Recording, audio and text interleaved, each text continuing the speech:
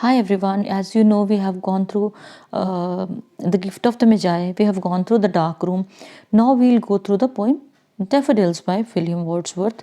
Let me tell you a few things about William Wordsworth. He is known as a worshipper of nature, poet of nature. For him, nature was a living being. उनको लगता था कि when he goes to the lap of nature, he forgets each and everything whatsoever the cares, worries, tensions are in his mind.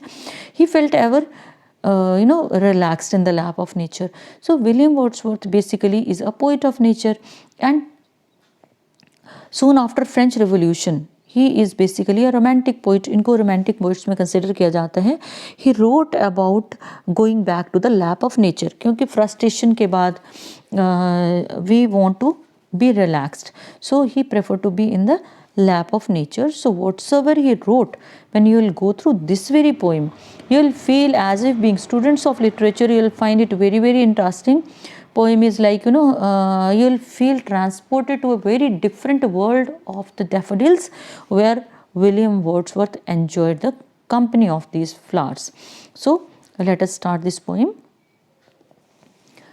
It is a poem written by William Wordsworth. Daffodils, a kind of flower. Fine. So what did he feel in the company of daffodils? He is describing. William Wordsworth ने बताया है कि वो प्रकृति को mother nature मानते हैं, वो प्रकृति की गोद में रिलैक्स्ड फील करते थे. एंड ही फेल्ट लाइक कि आपको नेचर वो सब दे सकती है जो आपको भीड़ भाड़ वाली जगह पे कहीं पे भी नहीं मिलेगा.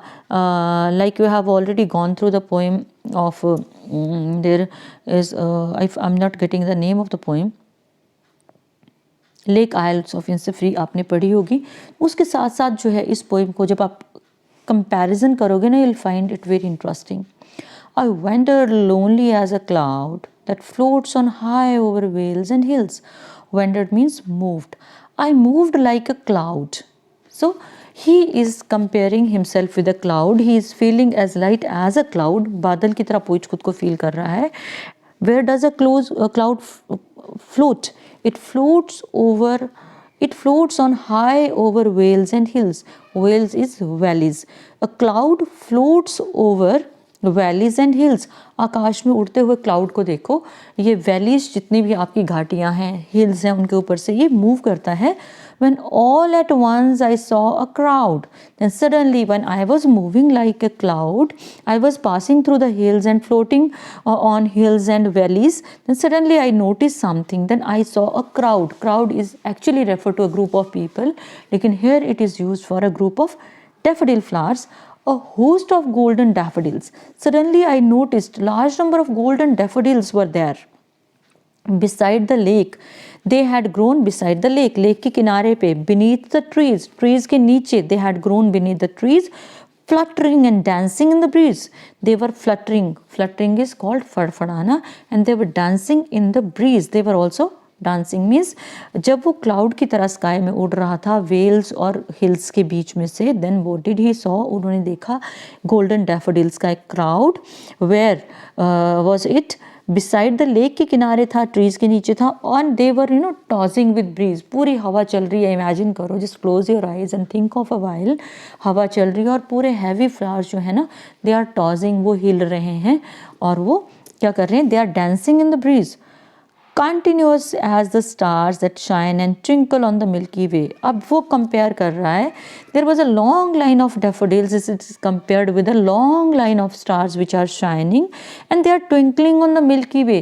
जो Milky Way है उस पे जो stars हैं वो they are twinkling, वो चमक रहे हैं. They stretched in never ending line. So wheresoever he could see, जहाँ तक पोइट की नज़र जा रही थी, he was seeing endless line of daffodils. It was a never ending line. वो लाइन तो ख़त्म ही नहीं हो रही थी. Along the margin of the way, along the margin of the way जो है वो बे के साथ जो था, वो खाड़ी के साथ साथ, there were large number of flowers. 10,000 I saw at a glance. 10,000 इसका मतलब ये नहीं है कि 10,000. He saw countless flowers at a glance, tossing their heads in sprightly dance. They were dancing and they were tossing their heads.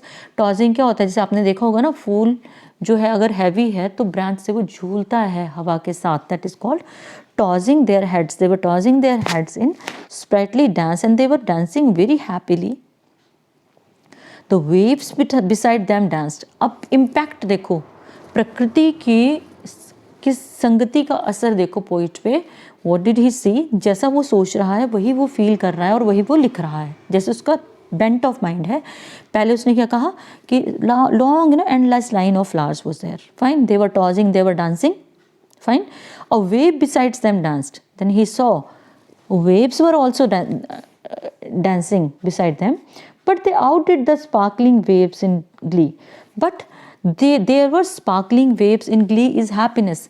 So waves were shining. कभी देखना, अगर आप खुले पानी को देखते हो ना, साफ पानी है, नदी का पानी है, पॉन्ड का पानी है, जब सूरज की रोशनी पड़ती है ना तो वो नेट सी एक फील होती है जहाँ पे स्टार स्टार स्टार चमकते हैं, तो that is refer to as sparkling waves in happiness.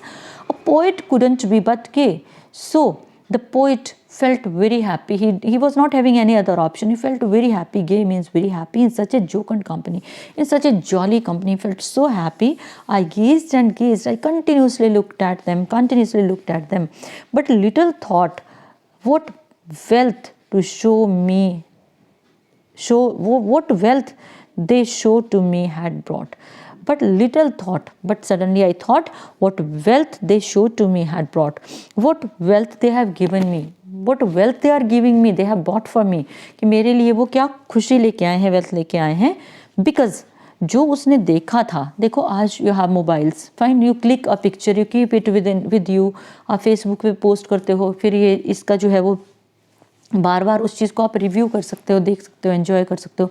But earlier when this poem was written, तो पोइट के पास तो शायद कैमरा भी नहीं था ढंग का, तो व्हाट डिड ही डू, उसने उसको अपने माइंड में कैद कर लिया। For often when on my couch I lie, whenever I lie down on my bed, on my couch, in vacant or in pensive mood, in vacant when I am nothing, I just want to be relaxed, I just want to chill in your language, आपकी भाषा में है ना, और in pensive mood when I just want to be in a thoughtful mood, तो क्या होता है मेरे साथ, they flash up upon that inward eye.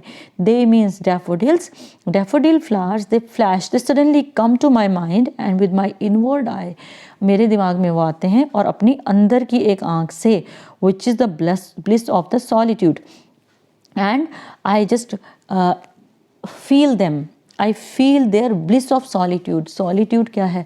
When you're enjoying your loneliness, that is called solitude. कई बार हम बोलते हैं ना, अरे मुझे अकेला छोड़ दो, मुझे अकेले बैठना है, मुझे वक्त अपने साथ गुजारना है, that is called solitude. So in the bliss of solitude, when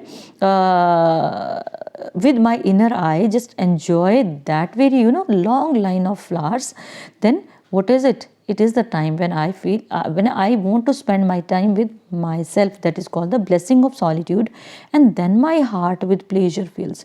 When I think of that very sight of flowers, जब मैं उसके बारे में सोचता हूँ ना, my heart seems filled with pleasure and dances with the daffodils, and I don't need daffodils to be with me. मुझे daffodils को वहाँ लाना नहीं पड़ता या मुझे जाना नहीं पड़ता. With my inner eye, I just feel the presence of the daffodils and I just enjoy with them. So इस पोएम को अगर in reality you want to go through this very poem, enjoy the company of Wordsworth, so what you have to do, just go through the poem, close your eyes and transport yourself to the world of the daffodils with Wordsworth. Good day. Thank you.